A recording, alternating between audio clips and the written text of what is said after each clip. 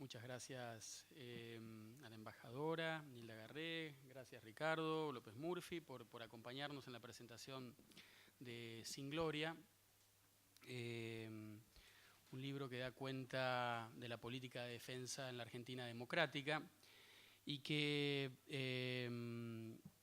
se enmarca en una colección que lanzamos en conmemoración de los 30 años de democracia,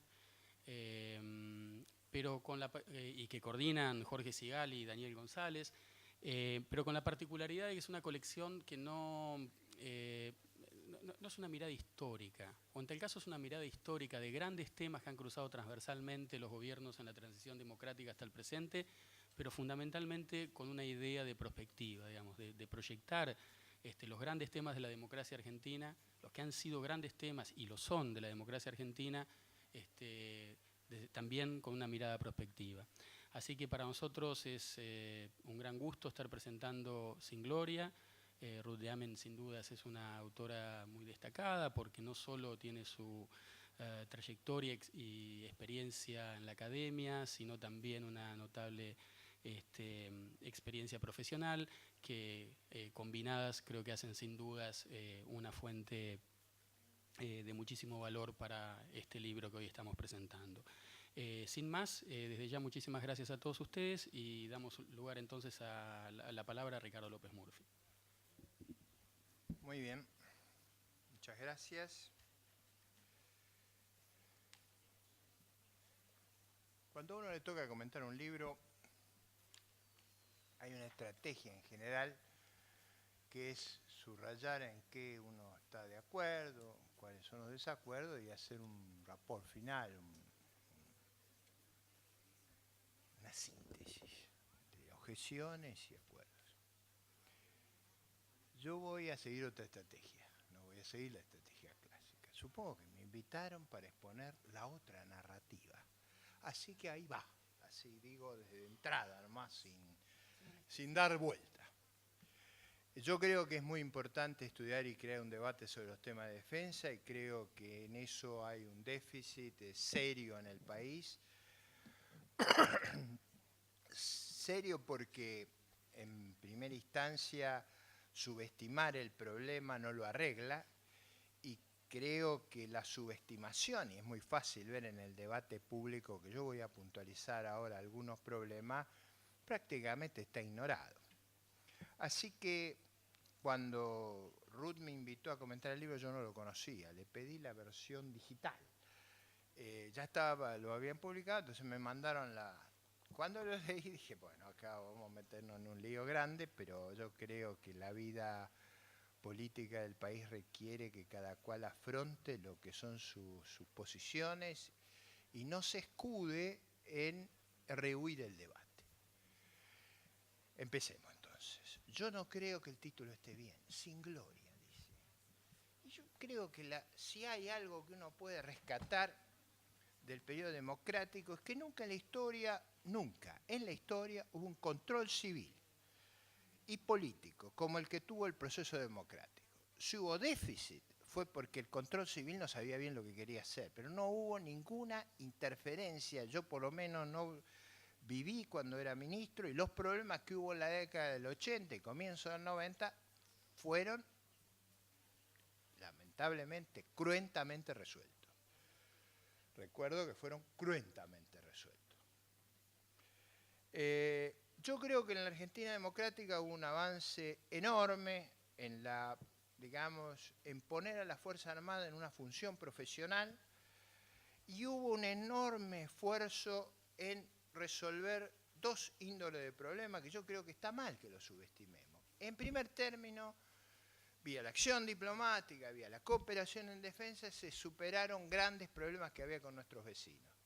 Y se logró una atmósfera cooperativa que era impensable tiempo atrás. Acuérdense ustedes que con Chile teníamos 28 conflictos limítrofes, con Brasil teníamos indefinidas temáticas muy complejas, como son la atómica, como son las armas de destrucción masiva. En ese periodo se logró resolver ambos problemas en materia de no proliferación en materia de evitar la competencia misilística, bacteriológica, química. Se resolvieron los problemas con Chile, se construyó un plan de cuentas única para medir los gastos de defensa. No existe en el mundo una experiencia de esa envergadura y magnitud, y sin embargo la experiencia es sin gloria. Digo, ni lo que hacemos bien lo podemos destacar.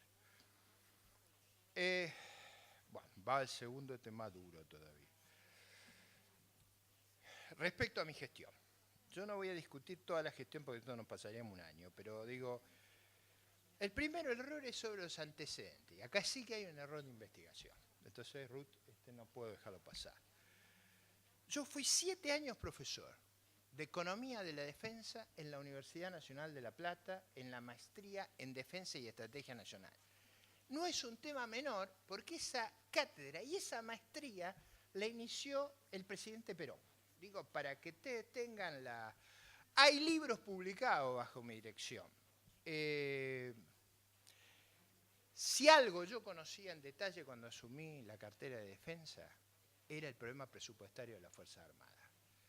Creo que no hubo una experiencia igual de conocimiento de la situación presupuestaria con la gravedad que tenía la crisis presupuestaria en ese momento. Yo no tenía partida para pagar los sueldos del ejército en diciembre. Y lo resolvimos. Lo resolvimos porque si algo conocíamos era muy bien los límites que había. Por eso ese comentario explica por qué hubo inmediatamente acción. Y acá viene otro punto. Ahí es sobre si tuvimos alguna contemplación. Mire, el que me conoce a mí, sabe que lo único que no me falta es ánimo. O sea, si estoy convencido de algo, lo voy a hacer, cueste lo que cueste, porque creo que eso hace al estilo de gestión y a la necesaria correspondencia entre el rango y el mérito. Estábamos muy ajustados presupuestariamente en ese momento porque el país soportaba una tormenta perfecta. Se nos habían derrumbado los precios de las commodities. Piensen que hoy tenemos unos problemas enormes en las cuentas externas que cubrimos endeudándonos como nunca nos hemos endeudado en la historia. Digo, esto es ridículo esto que diga que el gobierno del desendeudamiento. El año pasado fueron 40.000 palos en dólares. Dios sabe lo que va a hacer este año.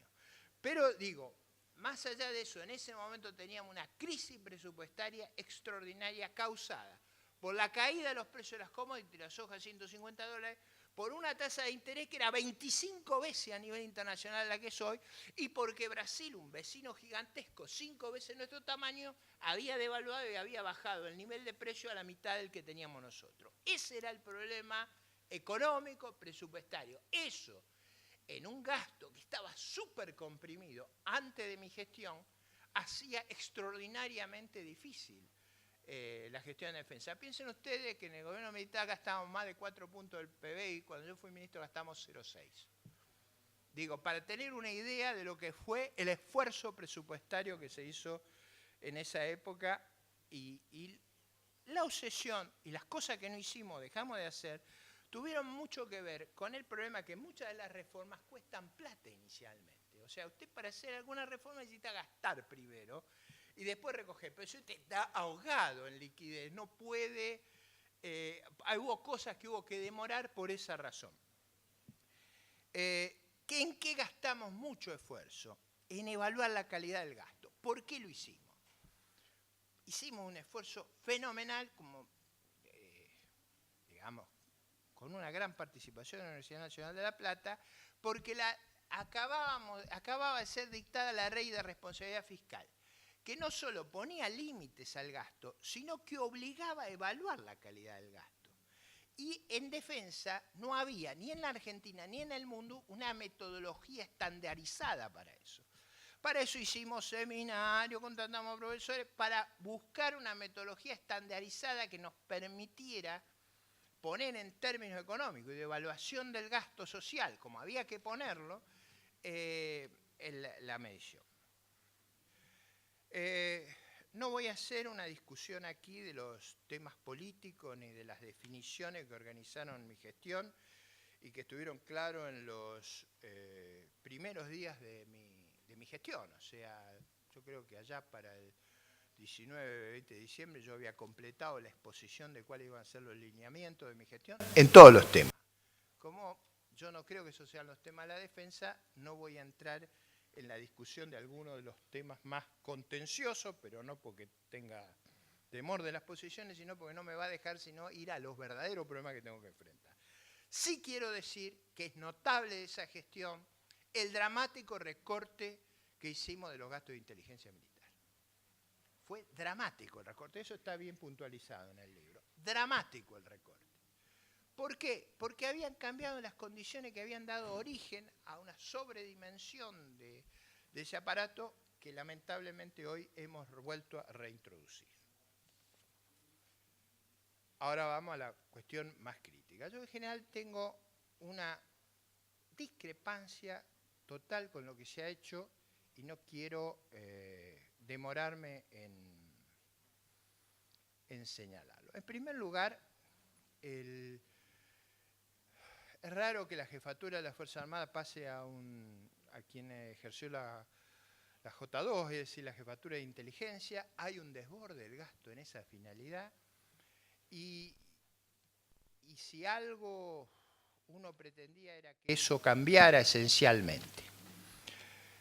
Eso no quiere decir que yo simpatice con el marco legal que está vigente. Es público y notorio que no simpatizo. Yo creo que las definiciones, después voy a volver sobre eso, las definiciones en compartimentos estancos de inteligencia, seguridad y defensa me parece que solamente se aplican acá. No es una organización apta para los problemas que tenemos que resolver. Pero lo más notable es que con esa definición se introducen en acciones muy compleja y muy contradictoria con la ley vigente. Caso más claro es acciones en materia de seguridad, el problema del escudo norte. En diciembre, y salvo que acá me equivoco, para dar una idea, se han adquirido balas de goma y gases para los operativos. Dígame qué tiene que ver eso con la defensa. Uno de los puntos que señala el libro, muy bien señalado, es la disminución del número de oficiales superiores, que partía de una sobredimensión de las Fuerzas Armadas. Bueno, cuando ejercíamos nosotros el mando había 38 generales. Hoy hay 55 en actividad, 18 coroneles mayores y un centenar de oficiales superiores convocados a prestar servicio. Nadie controla la lista de ascenso. La catástrofe del rompehielo. Una de las tareas esenciales que siempre han tenido, que han cumplido, que no forma parte de su misión esencial, pero que ha cumplido la Argentina, es el programa antártico. El rompehielo Irizar ya se lleva gastado más dinero de que hubiera costado hacerlo nuevo. Se lo hizo mal, se siguió una estrategia equivocada, y yo creo que va a ser sumamente costosa hasta que volvamos al orden. Vamos a un tema todavía más contencioso y conflictivo. La cuestión de los derechos humanos. Se enfatizan los derechos humanos según las personas y no las normas y los valores. Por hechos mucho menores que los que está acusado el hoy jefe de Estado Mayor, hay oficiales que hace mucho que están detenidos. Estamos frente al vencimiento de la autorización de volar de la aviación de combate sin haber resuelto el reemplazo de los aviones. Digo, ¿en qué política de defensa cabe que nos vamos a quedar sin aviación de combate? Digo, usted puede definir la que usted quiere. ¿Cuál es la lógica de una política de defensa donde usted deja vencer los permisos de vuelo de la aviación de combate? Nada creen que esos criterios sean razonables. Creo yo que no ha habido una visión de cómo formular la política de defensa y en épocas extraordinarias de gasto en dólares no se pudo afrontar la gran descapitalización que sufrimos en ese área. El gasto en defensa se parece al gasto en energía. Son dos gastos muy capital intensivos, donde usted puede hacer un deterioro circunstancial y no se nota, porque usted va deteriorando la calidad del gasto.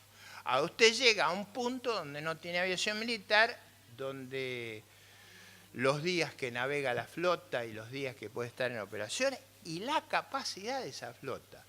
No digo ya para navegar, que es lo más simple, para estar preparada para actuar militarmente, no quiero especular.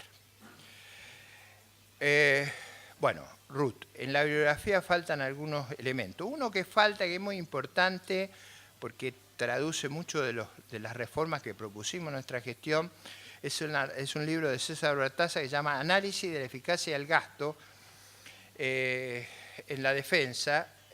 Ahí está explicada muy en detalle una gran parte de la reforma de logística y de obtención de medios. Hay otro que me llama la atención, que no lo haya citado, porque hemos estado en seminarios juntos con él, que es el trabajo de Alberto Doja sobre la política de defensa. No sé si cerraste el libro antes que Alberto terminara el trabajo. Yo, como leí varias versiones de ese trabajo, el libro no. Hay un documento, este es más reservado, que fue el que hicimos para evaluación del gasto, este no ha circulado, pero que creo que sería bueno que constara en una bibliografía, que es sobre el gasto de defensa, principales determinantes y efectos económicos y sociales. Ese no ha circulado. Bueno, los libros que yo dirigí de la Maestría Económica y Defensa en la Universidad de La Plata, está en cuaderno de estudio del año 96. Me llamó la atención, eso sí, la escasa atención que le prestaste al escándalo que hubo, no es que no está mencionado, con el problema de las armas. Ese me parece a mí que fue un tema muy delicado, el contrabando de armas, que por alguna razón nunca en la Argentina se transparenta como corresponde. Como la salida masiva de materiales del ejército, como si que nadie se daba cuenta de lo que pasaba. Eso yo creo que tiene que estar enfatizado de otra manera. Ahora, vamos a la cuestión más de fondo. Si yo tuviera que decir cómo no hacer una política de defensa, voy a pasar a la página 80. Voy a citar porque acá es espectacular esta cita. Página 80. El gobierno recurrió escuchen esto, el gobierno recurrió a la eliminación de las hipótesis de conflictos regionales para minimizar los racionales que justifican la existencia de fuerzas armadas numerosas. Una cosa que usted crea que ha bajado el conflicto y por eso necesita menos fuerzas armadas, y otra cosa es partir de la hipótesis, esto no lo digo que lo dijiste vos, sino que está citado. Y parte de los problemas que tenemos es esta cuestión. Para que no haya fuerza armada, supongo que no hay conflicto. Ahora, eso es como si yo dijera, como no voy a tener siniestro, no tomo el seguro. Dios mío, el día que hay un siniestro. Es decir, la hipótesis no tiene que ser esa, tiene que ser la consecuencia. Uno decide asegurarse después que evalúa los riesgos. No supone que no hay riesgo para no asegurarse. Si yo tuviera que definir algo que tú pediste, cómo hacer una política de defensa, yo diría, ese criterio es absurdo. Página 79, va otro criterio. A diferencia de lo que ocurre en otras naciones latinoamericanas, el campo de la defensa en Argentina quedó absolutamente restringido a la acción externa de las Fuerzas Armadas en respuesta a una agresión de origen estatal. ¿Será por eso que nos quedamos sin aviones de combate? Pregunto yo. Pues yo digo, los riesgos que nosotros tenemos no pueden ser muy diferentes de nuestros vecinos. Si el riesgo que nos tenemos que preparar para pelear con Estados Unidos, ni gastemos en defensa. Digo, no, me parece que la hipótesis de restringir y atarnos los brazos por voluntad propia no es inteligente. Esto excede la gestión de los ministros. Eso tiene que ver con nuestra definición institucional y con temores del pasado que nos han generado una actitud sobre este tema de negación. Entonces, nos preguntamos, ¿cómo definimos la política de defensa? Bueno, lo primero que hay que preguntarse son las capacidades que necesito para potenciar el conflicto. Yo digo, no va a haber ningún conflicto, no te preparé para nada, te salvéla. Está claro en la... Ahora, el problema más grave, como si esto fuera poco, como ven va a ser entretenido esto. El problema más grave, sin embargo, para mí es un problema muy grave, es la instalación de una base extranjera dependiente del Ministerio de Defensa y de la Organización Militar China, sin que se pueda entender con qué criterios se establece y por qué adoptamos esa actitud. Tengo muchas observaciones más, pero ya me tomé un tiempo suficiente. Todas las más que tengo justifican una tertulia con la autora. Así que, no, simplemente mi planteo, con el que quiero cerrar, sí, mi exposición, en la política de defensa no se puede hacer con prejuicio. La política de defensa se tiene que hacer mirando los dilemas, los problemas, las capacidades que tenemos que desarrollar y los conflictos potenciales. Y sobre todo, no esta idea de que la defensa en el único lugar que es diferente es en la Argentina. Eso no es razonable. Entonces uno tiene que mirar el problema viendo qué hacen los vecinos, viendo qué hace el resto del mundo. Cuando uno hace una cosa muy diferente del resto del mundo, o uno es un genio, se va a dar una piña espectacular. Entonces, mi sospecha, por humildad, por formación, es que si yo estoy haciendo cosas, tengo que empezar a buscar los Einstein de la defensa. Y yo no creo que haya eso. Yo creo que cuando uno hace cosas muy diferentes, no está haciendo las cosas bien, porque no se está preparando para los conflictos con quien son parte de su entorno. Hay un tema pensador que hace la organización institucional de los Estados Unidos. Hamilton decía siempre, si fuéramos ángeles, no se necesitarían ni defensa ni seguridad, pero no somos ángeles. El conflicto, los riesgos están siempre presentes. Y el problema es que uno se tiene que desarmar frente a ello. Muchas gracias.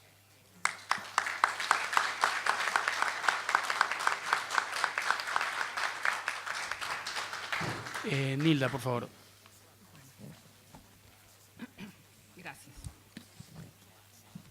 Bueno, yo quiero agradecer a Eudeva el haber publicado, haber encontrado interés en publicar un libro sobre defensa. Y, por supuesto, agradezco a Ruth la deferencia de invitarme. Ha sido un gesto muy, muy amable de su parte, considerando que en los capítulos finales el libro se refiere a la gestión que desarrollé como ministra de Defensa y entre 2005 y 2009, y eso siempre, bueno, implica un compromiso, supongo.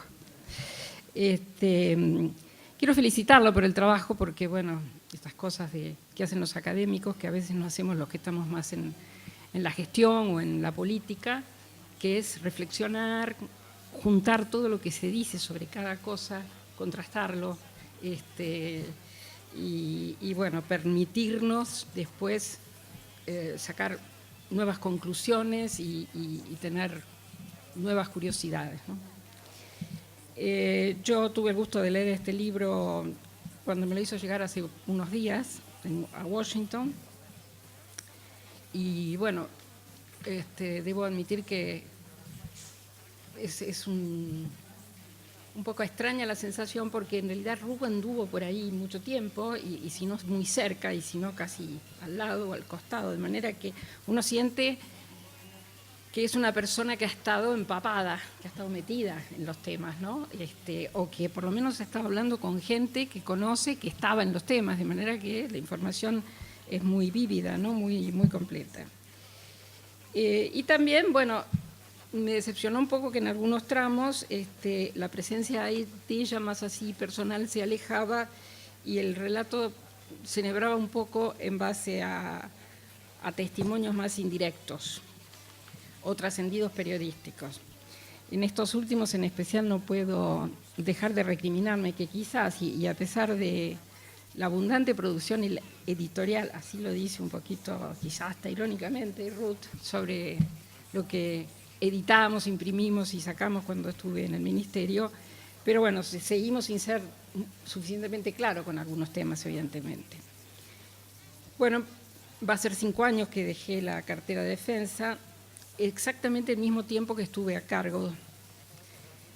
Primero bajo la presidencia de Néstor Kirchner y luego bajo la de Cristina Fernández. No esperaba ponerme a sistematizar las cosas que pasaron en ese periodo tan pronto, pero alejarse un poco a veces del fragor, diríamos, para mantenernos en términos medio de defensa, de la gestión permite dotar de mayor perspectiva, ¿no es cierto?, y tener por consiguiente más objetividad y capacidad autocrítica incluso.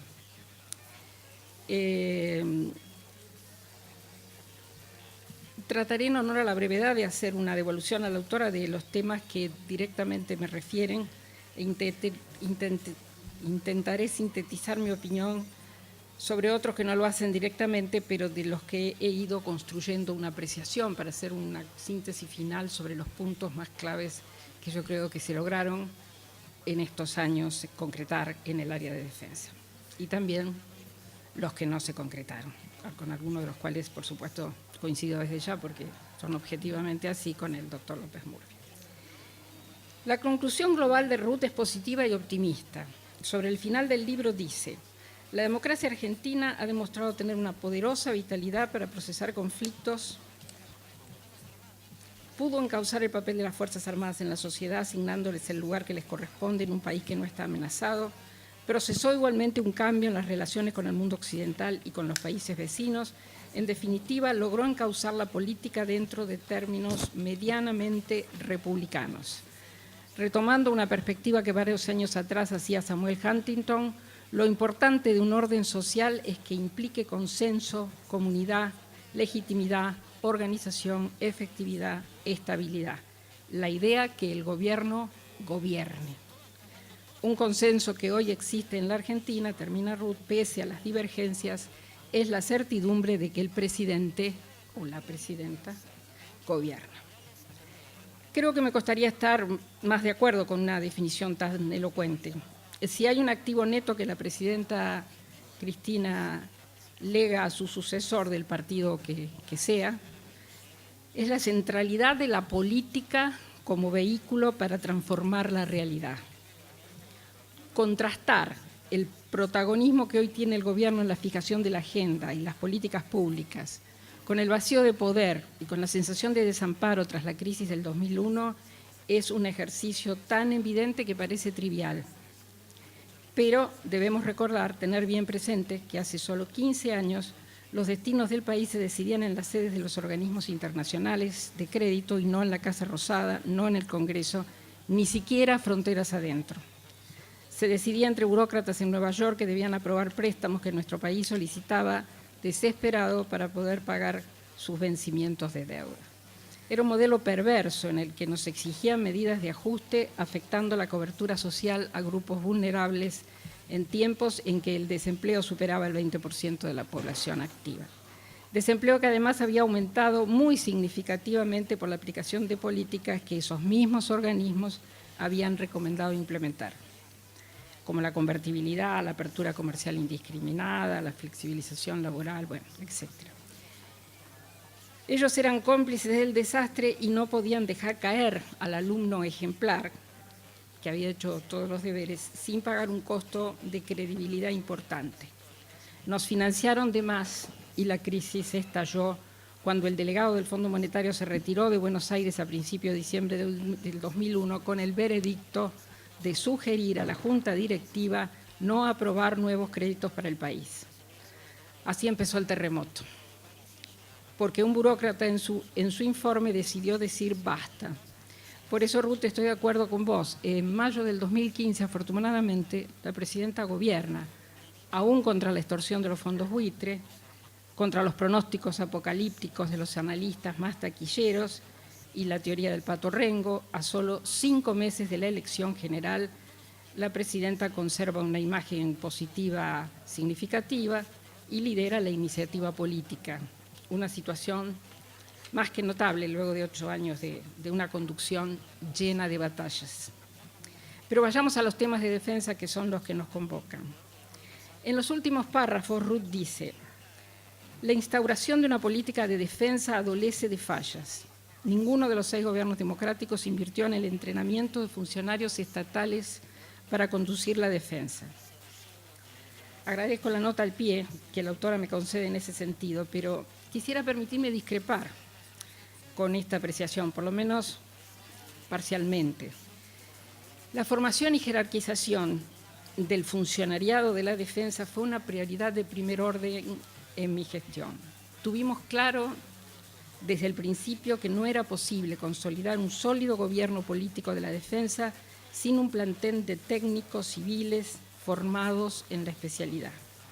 Como una medida concreta tengo que mencionar la creación de la especialización en gestión para la defensa en la Escuela de Defensa Nacional. Este programa lo elaboramos en conjunto con la Universidad Nacional de 3 de Febrero porque queríamos dotarlo de reconocimiento universitario. Existía desde hacía años una maestría en defensa, pero como la Escuela de Defensa no es en sí misma una universidad, el título era expedido por el Instituto de Enseñanza Superior del Ejército, lo cual nos parecía fuera de lugar, evidentemente. En otro tramo del libro, refiriéndose a este programa, Ruth dice: este curso se hizo en una universidad nacional que no tenía antecedentes, profesores ni biblioteca especializada en el tema, lo que derivó en que muchos cursos fueran impartidos por la vieja Escuela de Defensa, dependiente del Ministerio, pero con una fuerte impronta del Ejército. La verdad, Ruth, es que lamentablemente no encontramos muchas universidades que hubiesen prestado atención a la temática de la defensa con anterioridad, ni que tuviesen un plantel estable de profesores especializados. Durante años, realmente, los sectores políticos delegaron el tema de la defensa y por consiguiente no se formaron y por consiguiente las universidades tampoco vieron la necesidad. La defensa se enseñaba en las escuelas militares y no había por qué enseñar desde otros ámbitos. Esto era parte del error de concepción, ¿no?, de aquel paradigma. El hecho que hubiéramos escogido la Universidad 3 de Febrero, la UNSAM o la UBA no parece tener un peso determinante en la calidad de la oferta educativa. Tampoco nos parece importante la sede física donde se imparte la enseñanza. En este caso se hizo en la Escuela de Defensa Nacional porque era más práctico, pero de ninguna manera el Ejército tuvo algo que ver en el diseño curricular ni en la selección de los profesores, que fueron escogidos por el Ministerio y eran reconocidos en la comunidad académica de la defensa. Puedo mencionar al menos a Luis Tibiletti, cuando comenzó sobre todo el proceso ese, al propio Marcelo Saín, que va a estar hoy en este panel, a Pablo Martínez, a Germán Montenegro, a Sabina Federic, a Ileana Arduino, entre otros. El programa era moderno y difería de la tradicional maestría de la Escuela de Defensa Nacional en el sentido que hacía foco en aspectos prácticos de la gestión de la política de defensa. Lo pensamos como una cantera de donde reclutar especialistas en un ministerio que asumía cada vez más responsabilidades. Y así se hizo. Distintas áreas del ministerio asimilaron a varios graduados de las primeras promociones de acuerdo a la orientación que cada alumno había dado a su tesis, aunque no incorporamos todos los que hubiéramos deseado incorporar, por limitaciones presupuestarias, ¿no?, los gastos que estaban previstos para nombramientos. Alguna vez pensamos en replicar un sistema similar al de Cancillería, con el ISEN, pero su establecimiento requería una ley y no disponíamos de tiempo material para iniciar un proceso que, como es la sanción de una ley que es trabajosa. Como bien decís en otro tramo del libro, y te agradezco ese reconocimiento, nuestra gestión fue muy dinámica, con el telón de fondo de la convicción de acabar con la delegación y hacer efectiva la conducción. Ese era el objetivo máximo que me había impuesto, que me había ordenado el presidente de la República, Néstor Kirchner primero, y que después mantuvo Cristina. Asumí la responsabilidad frente al Ministerio con una consigna entonces bien clara: conducir el sector. Eso implicó que no dejara área o dimensión sin abordar. Planeamiento estratégico, recursos humanos, formación, sanidad, presupuesto, operaciones, logística, investigación y desarrollo, producción, asuntos internacionales, inteligencia. Temáticas que con anterioridad eran territorio casi exclusivo de los mandos castrenses y que empezaron a ascender hacia el Ministerio, en cuanto a la decisión sobre ellos, en búsqueda de definiciones. Cuando asumí en diciembre del 2005 existían solo 5 instancias sustantivas de conducción dependiendo directamente del ministro. 2 secretarías, 2 subsecretarías y una dirección nacional. Esa era la estructura con la cual había que transformar nada menos que un ámbito de la importancia de la defensa. Y 5 instancias técnicas de asesoramiento, 4 direcciones generales y CITEFA antes, bueno, CITEDEF en su nuevo nombre. Eso era todo el equipo para gobernar una estructura, las Fuerzas Armadas, que excedían los 80.000 efectivos entre oficiales, suboficiales y soldados. No más de 10 autoridades civiles. En etapas sucesivas, por supuesto, fuimos reforzando ese equipo y en el 2010, cuando pasé al Ministerio de Seguridad, su tamaño ya por lo menos se había duplicado. Algo curioso y que colisiona con una crítica formulada en el libro es que la mayor parte del equipo técnico-político que me acompañó hasta el final de mi mandato en defensa fue ratificada por Puricelli cuando me sucedió. De los 3 secretarios del ministerio que habían trabajado conmigo, él conservó 2. De los 5 subsecretarios mantuvo 3 y prácticamente todos los directores nacionales y generales que habían sido designados durante mi mandato permanecieron en sus puestos. Por eso es que no comparto la conclusión de que el Ministerio de Defensa no estaba institucionalizado en el 2010, salvo que nos pongamos a discutir qué queremos decir cuando decimos institucionalizado. Desde luego el ministro Puricelli impuso su propio ritmo, muy distinto al mío, de trabajo, y también sus matices y sus opiniones, pero no modificó las políticas centrales que se habían gestado durante esos 5 años. Porque fundamentalmente no podemos subestimar que todo ministro asume con una orientación suministrada por el titular del Poder Ejecutivo Nacional y en este caso la presidenta parece haber preferido mantener las líneas fundantes de la política para el sector que se venían implementando durante estos años. Por supuesto hay hechos de los que no vale la pena ni mencionar porque fueron errores claramente y que sí modificaron decisiones mías, como mandar la fragata Libertad en el viaje de fin de curso que hacen los egresados de la Escuela Naval a Europa y regreso por África. Obviamente nosotros habíamos modificado eso diciendo que debían navegar en la zona sudamericana, básicamente, o latinoamericana, no solo por el miedo al embargo de los fondos buitres, no solo por eso, sino también porque queríamos fortalecer las relaciones con esos países, con los cuales después constituimos UNASUR y creamos el Consejo Sudamericano de Defensa. Tampoco, por supuesto, se siguieron los lineamientos que habíamos seguido nosotros para las contrataciones en tiempo y en forma y con los presupuestos adecuados en la campaña anterior. Por eso entiendo que se dieron todos los tropiezos que hicieron muy negativa una de las últimas, la última campaña de la que participó el ministro. Como bien explicaba Ruth en su libro, el cuadro general de disfuncionalidades del sistema hacía necesario un proceso de transformaciones estructurales, con 2 objetivos. Primero, la consolidación de un auténtico, un verdadero gobierno civil, y segundo, la modernización del sistema, para darle una coherencia de estrategia, una eficacia operativa y una eficiencia sistémica.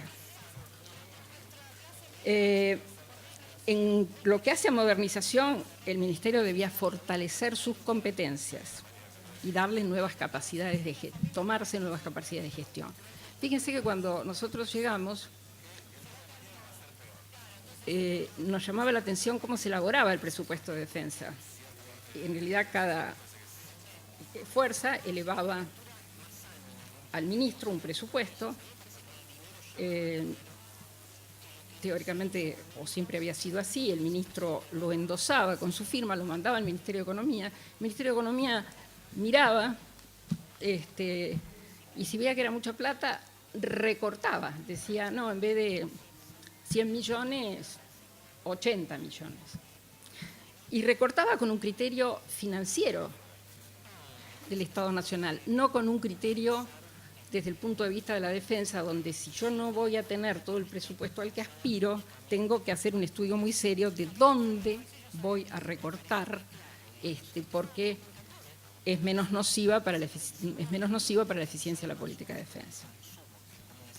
De manera que decir, por empezar, bueno, no, usted eléveme su presupuesto, pero ese presupuesto primero lo va a revisar el Ministerio Económico. No somos una escribanía que pasa, firmamos y sigue su curso y vuelve. Y entonces volví y pasaba lo mismo, ¿no? Porque claro, cuando vuelve achicado, uno después vuelve a su vez a la carga y vuelve a discutir los montos. Pero todo eso en función de los montos de un espacio, que es el de la Ministerio de Economía, de la Secretaría de Finanzas, donde lo que se estudian son montos. Los profesionales de esa área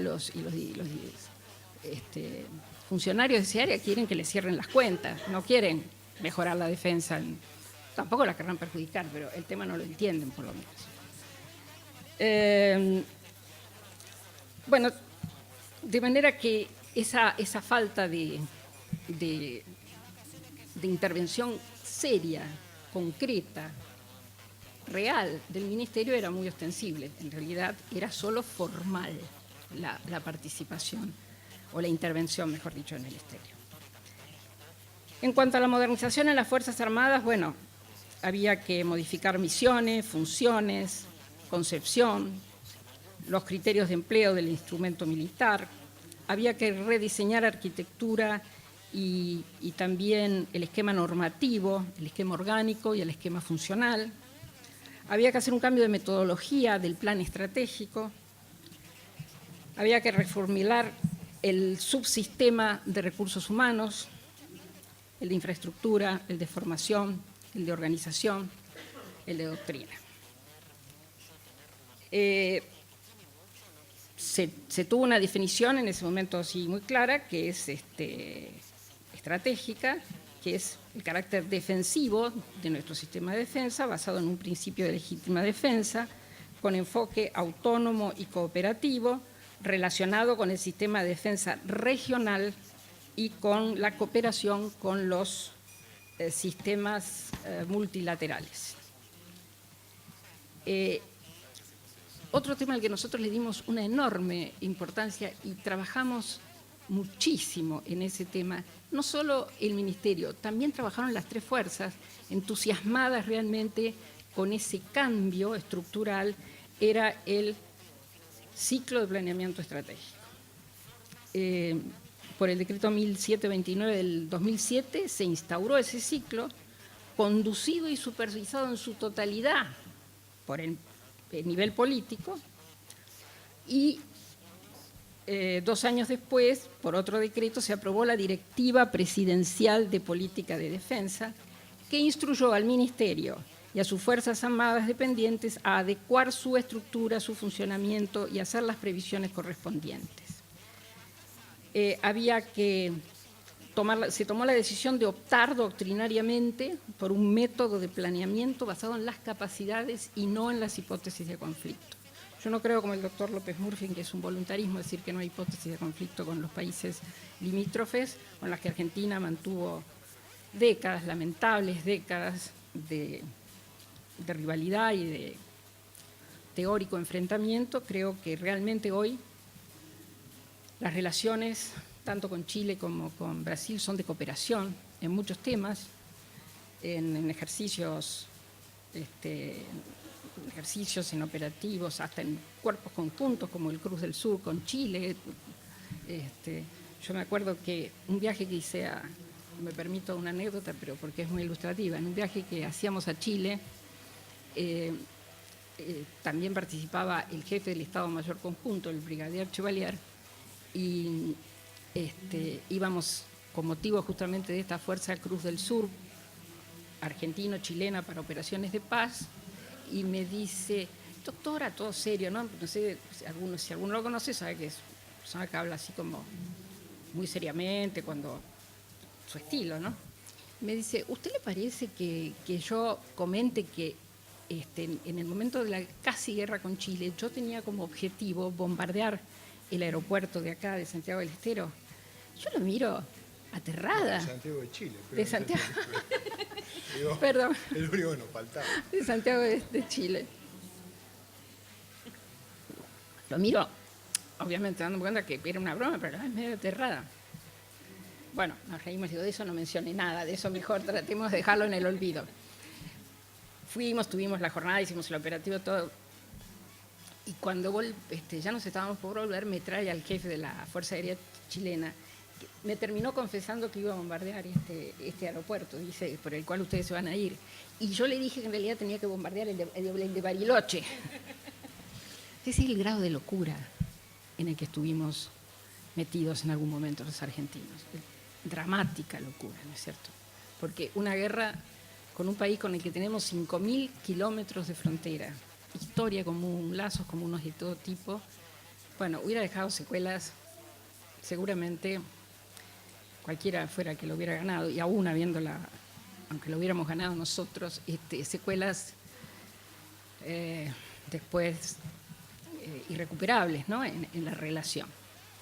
Y bueno, lo mismo con Brasil, por otros motivos, sin temas limítrofes, pero sí el uso de las aguas arriba y todo eso, que nos llevaron también a una paranoia bastante marcada sobre que, no sé, Brasil un buen día iba o a inundarnos, tirándonos toda el agua junta, o a hacernos morir de sed porque iba a cerrar las cosas. En fin. Por suerte todo eso terminó. Y entonces lo que se decidió fue el planeamiento por capacidades. No fue sencillo, porque, bueno, acá hay algunos que colaboraron en esa tarea y recordarán, más que yo todavía, las discusiones, exactamente qué se quería decir y qué sí, qué no, porque además, por supuesto, hasta ese momento cada fuerza había actuado autónomamente, se compraba las armas que le parecía. Ustedes saben que nosotros fuimos a Malvinas, en realidad hicimos 3 guerras, porque mucho del equipamiento de una fuerza no era compatible técnicamente con el de la otra, el de comunicaciones, nada menos. Entonces, cuando los aviones nuestros no sabían si abajo eran fuerzas propias o fuerzas enemigas, ¿no? Eso me lo comentaron un día, también fue en un seminario que fue que vos mencionás en Uruguay, y lo comentaron los agregados, y yo tuve que hacerme repetir la anécdota porque dije, no entendí mal algo acá. Bueno. Así que era tan importante hacer estas cosas que parecen obvio, hubo que empezar desde ahí, ¿no es cierto? Es decir, que se lograra establecer un planeamiento, ya no por hipótesis de conflictos, porque no existían, las que habíamos tenido por lo menos hasta ahora, y con las características del mundo que vivimos no tenemos otra predecible, salvo por supuesto nuestro problema de Malvinas, pero bueno, que a nivel constitucional incluso está resuelto que debe solucionarse sola y única y exclusivamente por la vía diplomática, y por eso es que en cada foro, en cada ámbito, en cada lugar, organizamos siempre una instalación del tema y una solidaridad de los países que están ahí presentes con nuestra posición, ¿no?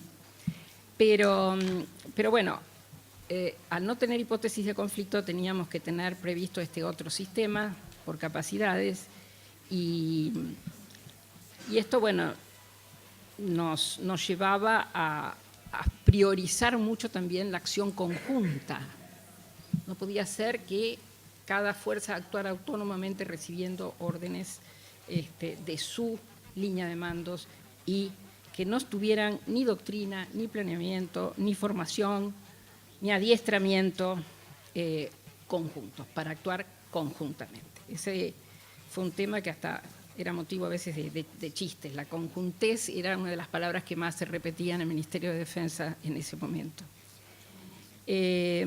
También definimos un esquema que determina que el uso presupuestario deriva del planeamiento estratégico y no de la decisión autónoma de cada una de las fuerzas. La Marina, por ejemplo, siempre iba a querer mantener el portaaviones, aunque no estuviera en la lógica, ¿no es cierto?, de las hipótesis o de uso que nuestras evaluaciones con quién podíamos tener un conflicto armado lo hiciera necesario, o aunque fuera muy inmantenible, como era, muy costoso.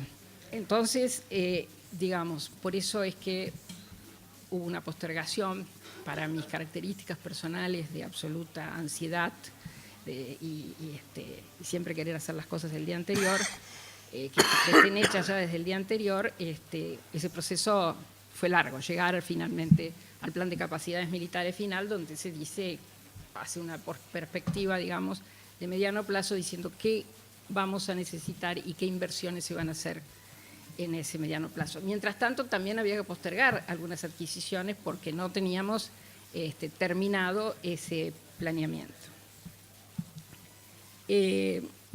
Optimizamos el sistema de administración de recursos, de que hablaba también el doctor, dotando al Ministerio de una instancia político-técnica para la gestión de los asuntos logísticos.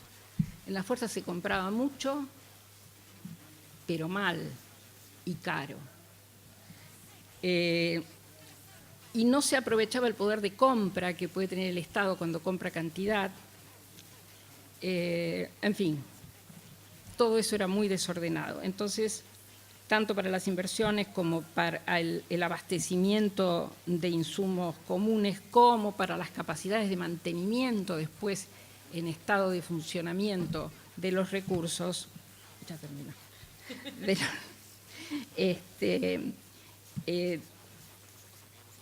y se hizo un sistema, acá justamente el licenciado Sibila que está acá que me hablaba de todas esas, los militares hablan todo en siglas, ¿no? Bueno, en Cancillería ahora lo mismo, así que las siglas me persiguen. Entonces era el SIGIT, el PASIC, qué sé yo, todo así, y esos eran las distintas instancias, si eran inversiones, si eran mantenimiento, etcétera. Que culminó en la creación de una dirección, con nivel de dirección de una agencia logística de la defensa.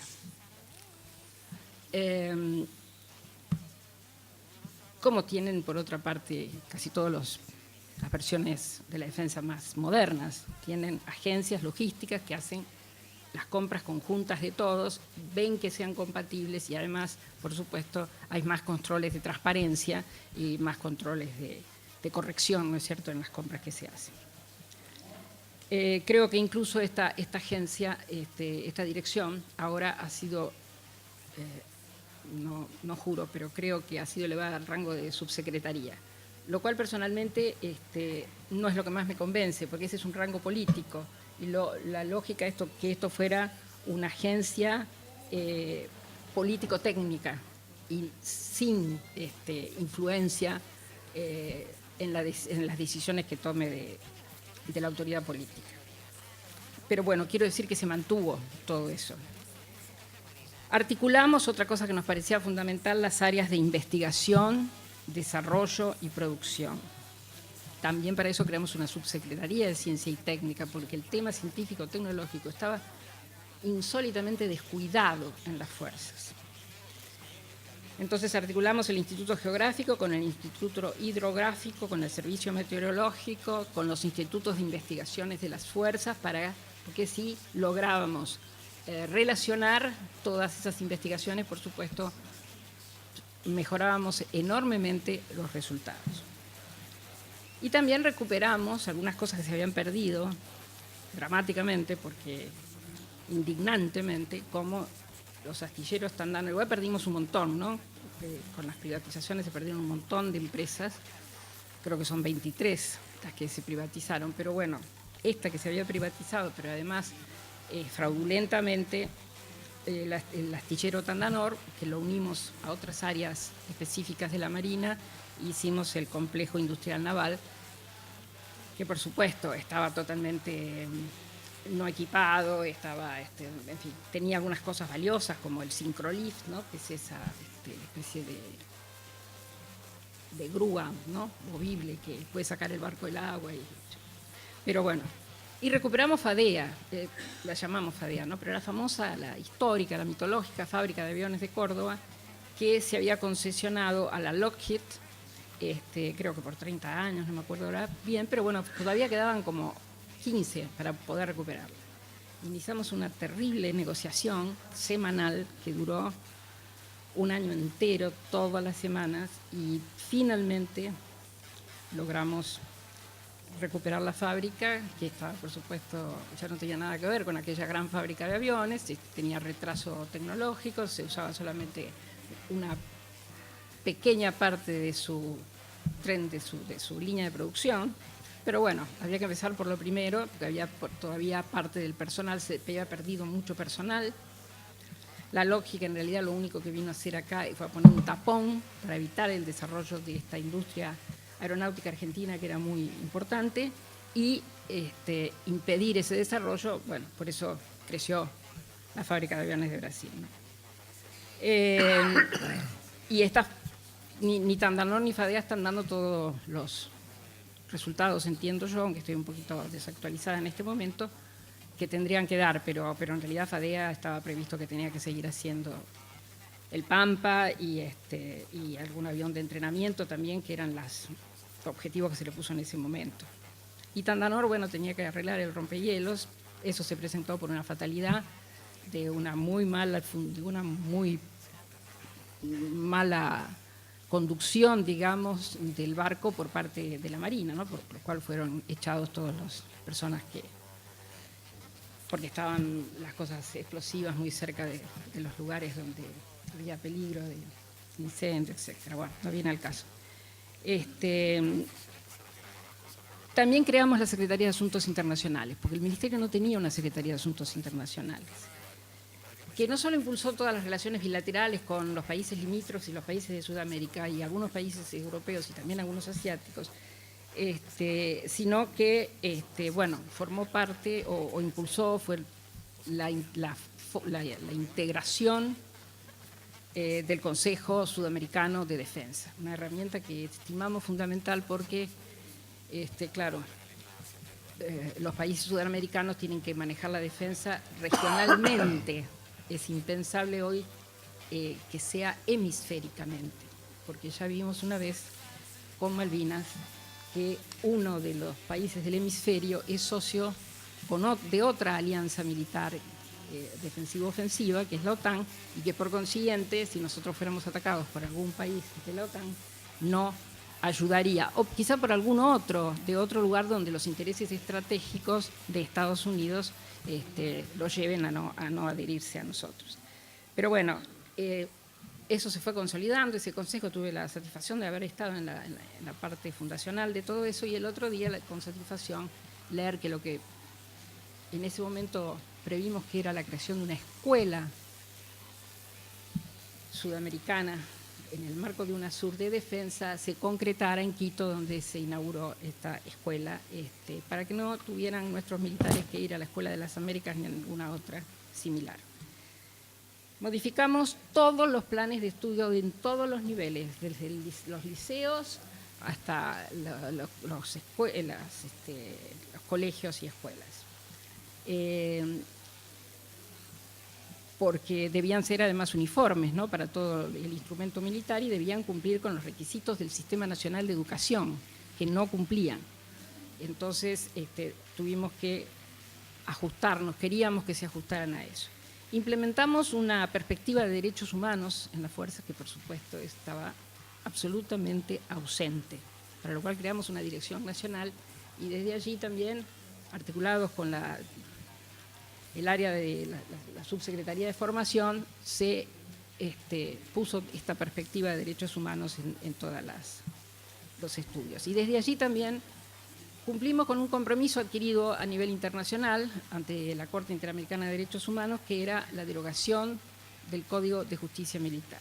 Bueno, se reformó todo el sistema de justicia militar, desapareció el disparatado fuero militar, y además se le dio a los ciudadanos militares los mismos derechos, las mismas garantías que tiene cualquier persona en un Estado de Derecho, como tenemos cualquiera de nosotros, porque no tienen derecho a la defensa, porque, bueno, hoy son ciudadanos también, y cuando cometen un delito común, lo juzga el mismo juez, con el mismo código y con el mismo ley procesal que a cualquiera de nosotros.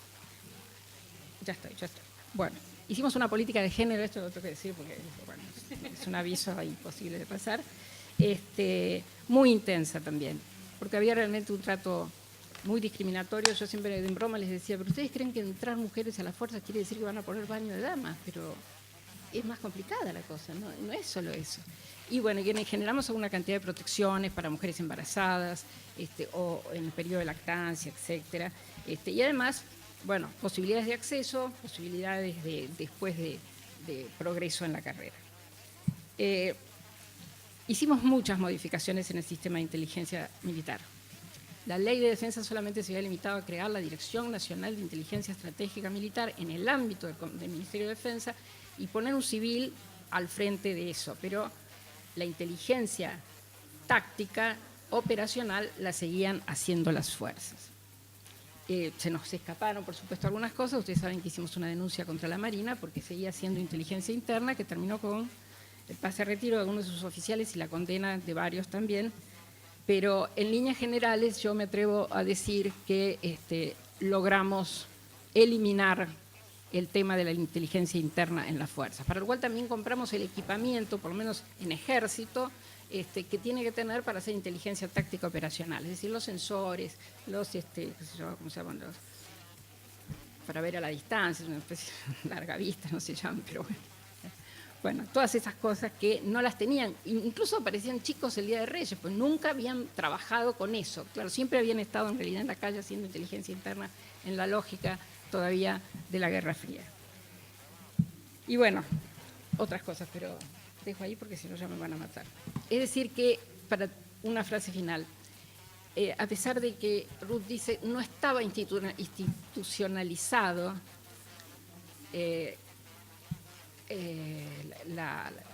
debidamente las cosas, yo quiero decir que la mayoría de, prácticamente 90% de estas medidas siguen, con más ritmo, será a veces con menos ritmo, con algún retroceso en el medio, quizá con alguna cosa mejor hecha y otras peores hechas, pero esta política que se empezó a implementar no se ha abandonado, es decir, que vamos consolidando un cambio que se une, por supuesto, al de una, yo diría, clara vocación democrática de las Fuerzas Armadas, que no se ve ningún síntoma de que pudieran volver a entrar nunca en una aventura contra el Estado de Derecho y la vigencia de la Constitución. Gracias.